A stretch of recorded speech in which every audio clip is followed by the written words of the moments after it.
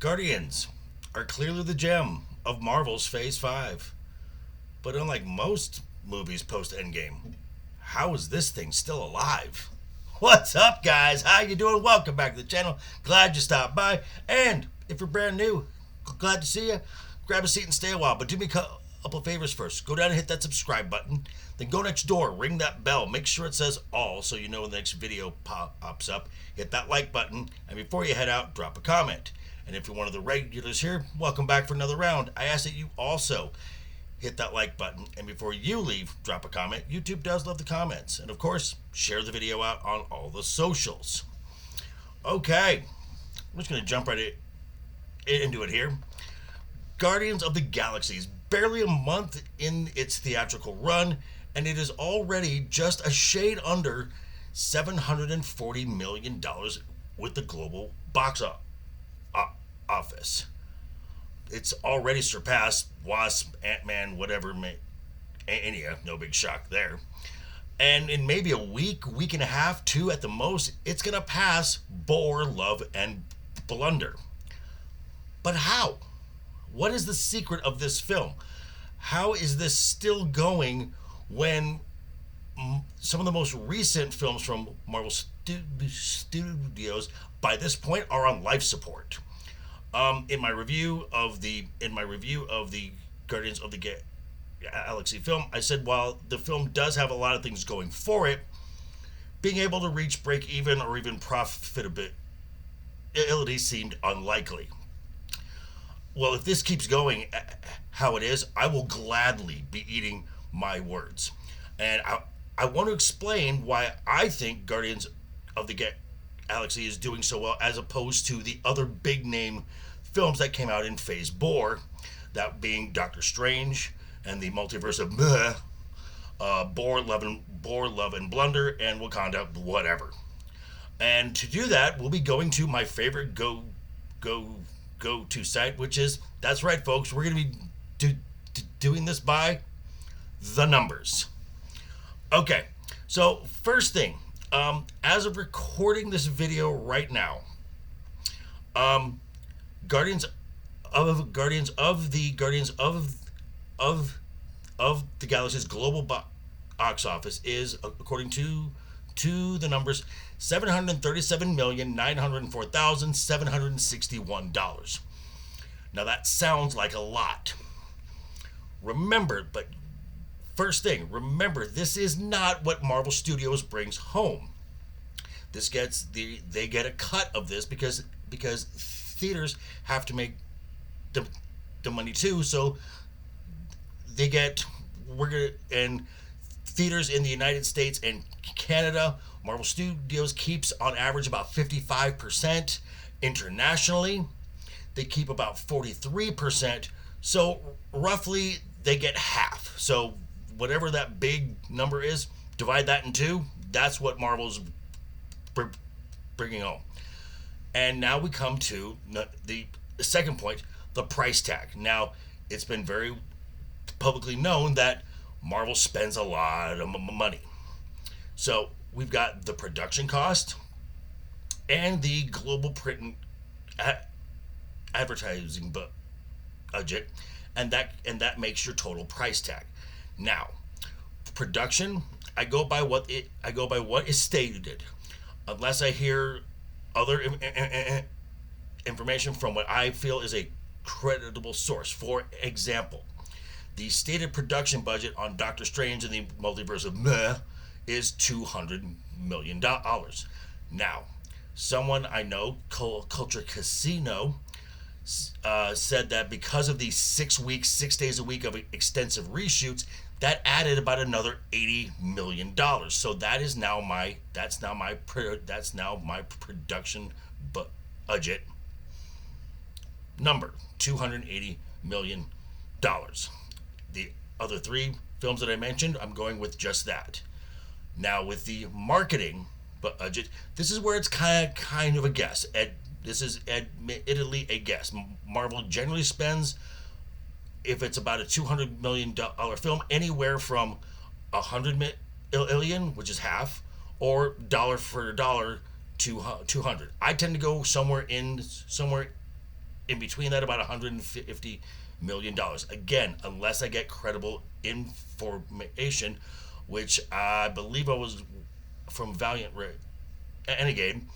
Don't quote me on that, but I believe that's where I got it from, where the advertising budgets from Lightyear and Strange World were reduced to add to the marketing budget for Wakanda, the whatever, which gave that a dollar for dollar. So that was a $250 million production, $250 million print and advertising. So the price tags I have for these four films, Guardians of the Galaxy and Thor: Love and Blunder, are $400 million each.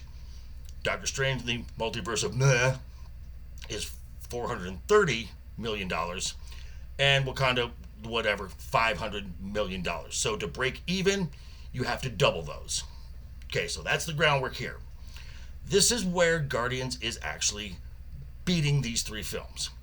And we start with the opening the weekend. Now, Marvel Studios films have been called front loaded, meaning most of their money is made in that opening weekend. Now, as their theatrical run goes, of course that percentage is going to drop, obviously. But let's look at the domestic box office's opening weekend percentage of their total gross. So we have Doctor Strange: The Multiverse of Meh, which was 45.6% of its total domestic gross was made in that opening weekend. Thor: Love and Blunder, 42%. Black Panther: Wakanda the whatever, 40%. As of right now, Guardians of the Galaxy Volume 3, 38.7%. So you've got these other three films that are closer to 50%, with one being just under 50%. Most of the money comes in that opening weekend, and this goes to something else that the numbers measures. It's called legs, which is basically it measures how rewatchable or word of mouth. And basically how you do that, you take your domestic box office, this is all the nerdy math stuff, your domestic box office divided by your largest the weekend, which is generally your opening weekend. Now, for example, a good set of legs, and we're going to use the Sony Marvel film, Spider-Man No Way Home, as the benchmark. It legged out at 3.13. That is a good set of legs. So let's look at the legs of these four films. Doctor Strange, 2.19. Thor, 2.38. Wakanda, 2.5. Guardians of the Galaxy, 2.59. And now, the first three films all underperformed in the domestic box office throughout their theatrical run, whereas Guardians is doing better. It's getting more watchable as its run is going. Last thing, the hold, that percentage drop off. Again, as theatrical runs continue, films progressively lose more and more the money from week to week. Obviously, the more films come out, there's other competition in the market. It happens, but it's how big that percentage drop is that matters, particularly in the first weekend and the first week. How much are you losing from that first week to your second week? So let's look at this, and these are percentage drops. For Doctor Strange, first weekend drop, 67%. First week drop, 66%. Thor, weekend drop, 68%. Week to week, 64%. Wakanda, weekend drop, 63%. First week drop, 54%. Guardians of the Galaxy. First weekend drop, 48%. First week drop, 46%. It's holding more of that. It's holding a lot more of that audience from the previous week.